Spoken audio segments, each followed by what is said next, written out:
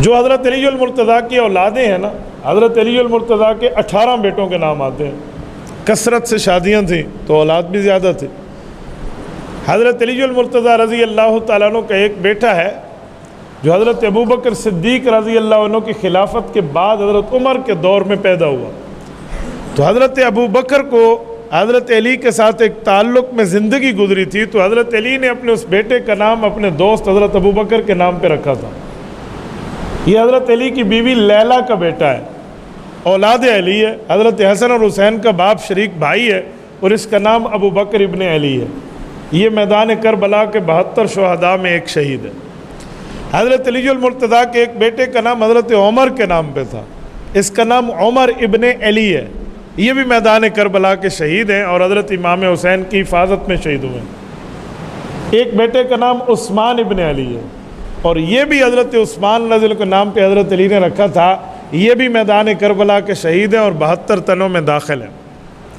حضرت علی کے 3 بیٹے، ایک بیٹے کا نام محمد الاوسط ابن علی ہے، یہ حضرت علی المرتضیٰ کا بیٹا ہے، یہ بھی میدان کربلا کا شہید ہے۔ 5ویں نمبر پہ حضرت علی کے بیٹے کا نام عبداللہ بن علی ہے، یہ بھی میدان کربلا کے شہید ہیں۔ جعفر بن علی ہے، یہ بھی میدان کربلا کے شہید ہیں۔ 7ویں نمبر پہ عبید اللہ بن علی ہے، یہ بھی میدان کربلا کے حضرت علی المرتضیٰ کا بیٹا شہید ہے۔ اور 8ویں نمبر پہ غازی عباس علمدار ابن علی، یہ بھی حضرت علی المرتضیٰ کے بیٹے ہیں، یہ بھی میدان کربلا کے شہید ہیں۔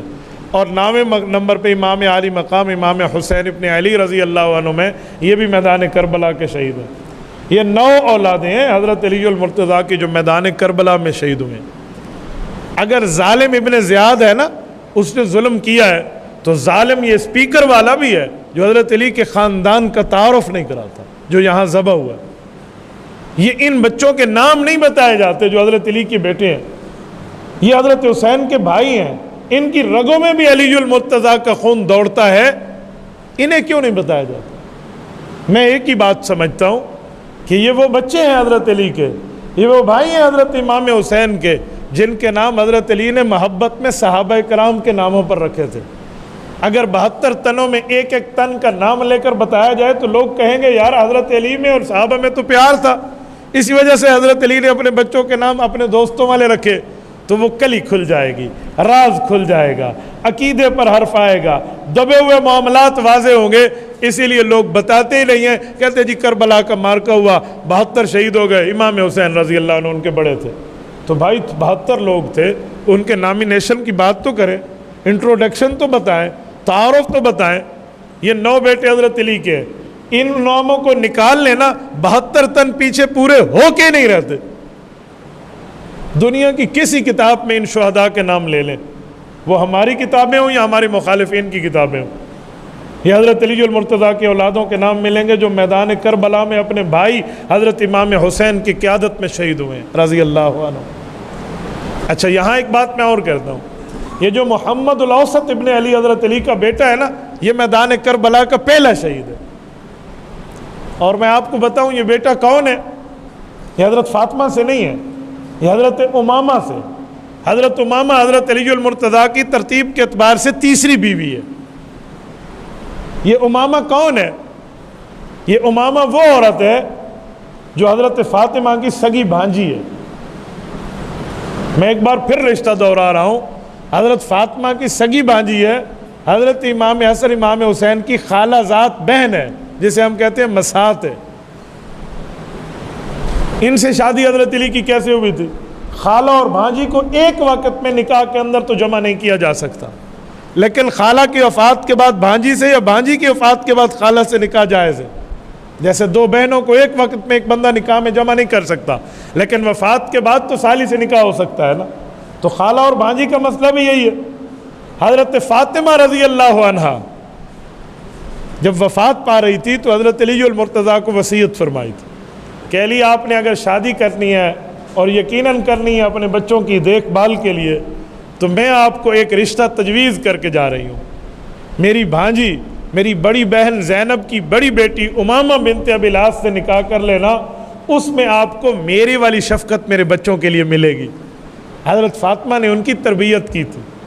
تو حضرت علی المرتضیٰ نے حضرت اما فاطمہ کے بعد جو نکاح کیا وہ حضرت امامہ سے کیا ہے، اور امامہ سے جو بیٹا پیدا ہوا اس کا نام ہے محمد الاوسط۔ یہ حضرت زینب کی بیٹی ہے، حضرت فاطمہ کی بڑی بھانجی ہیں۔ حضرت فاطمہ رضی اللہ عنہ 4 بہنیں ہیں نا، حضرت زینب، حضرت حضرت رقیہ، حضرت کلثوم، حضرت فاطمہ رضی اللہ عنہن، تو یہ حضرت زینب کی بیٹی ہے۔ یہ بھی رسول اللہ کی نواسی ہے۔ حضرت علی المرتضیٰ صرف نواسوں کے والد نہیں ہیں کہ حضور کے نواسوں کے والد ہیں، یہ حضور پاک کی نواسی کے شوہر بھی ہیں۔